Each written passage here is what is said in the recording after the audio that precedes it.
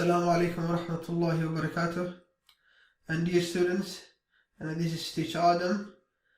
and this is our 8th lesson, and it's about subject pronouns.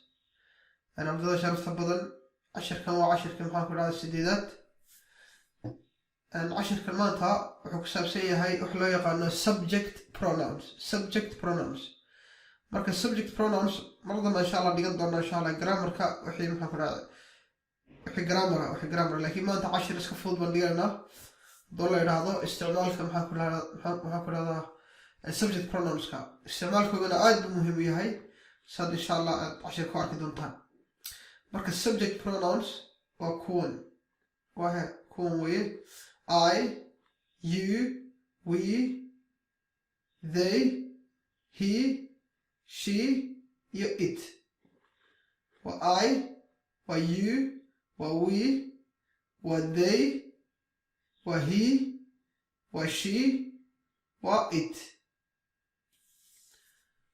Marka I, you, we, they, he, she, it. Dhawaqa la iska sax. Wa I, iota, you, we, they, he, she, you, it. maxaan ku raadayay waa 7 sida idin muuqato laakiin 7 ma waa 8 yuda labaasan insha Allah arki doono I marka I aniga way aniga way aniga I am a teacher waa aniga tusaalooyinkeeda insha Allah mar dambe dhigan doono insha Allah maanta ku sidii u qayba you waa adiga ama idinka you lawna leedahay waxay noqonaysaa hal qof aad la hadlayso ama dad badan aad la hadlayso you hal qof ama you dad badan aad la hadlayso labadaba way noqonaysaa marka isticmaalkan ku kala ogaan doonaa sida loo kala isticmaalo sida loo kala garto iyo we waa annaga ama inaga marka Soomaaliga waxa dakhlan ku arkaysaa inuu maxaan ku dhahday luqad hodan Soomaaligu maxaan ku dhahday yahay وأنجا أما ينجا النجا وحويه مركز ضد له هذا ضد ترتاجت هذا الصا النجا مركز هذا ضد كا وتكسرسا أو ضد كا محكورة كامل معها مركز لا النجا هالك تيجينا ضد كا الله هذا الصا محكورة كل ما تيجي يعني مش تيجي مركز كامل معها النجا وحويه ضد له هذا الصا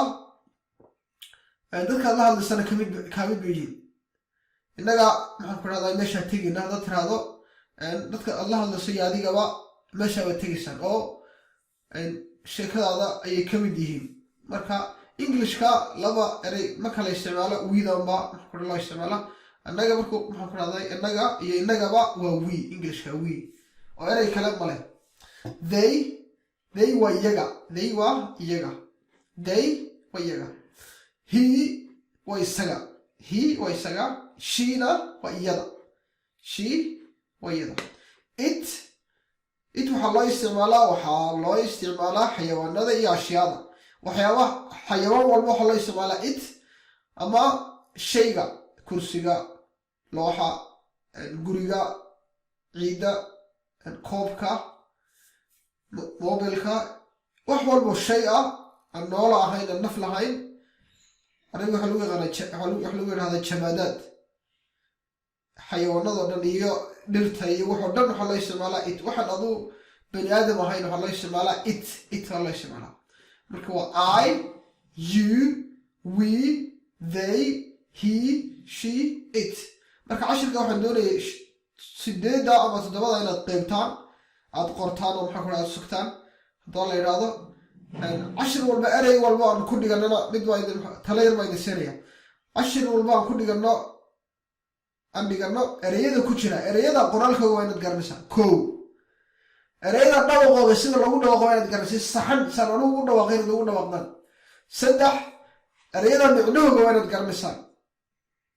4 isticmaalka waa inaad garanaysaa marka isticmaalka hadaynan dhigan waxa laga doonayaa 3 kale laga doonayaa oo ah ereyga dhawaqiisi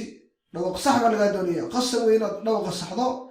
number 2 waxa laga doonayaa ereyga qoraalkiisa inaad dusha ka qori karto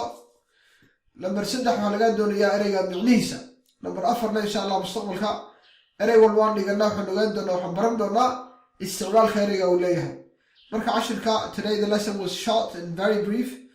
We're going to stop there, and I wish you the best, and I leave you with Assalamu alaikum wa rahmatullahi ta'ala wa barakatuh. That's it.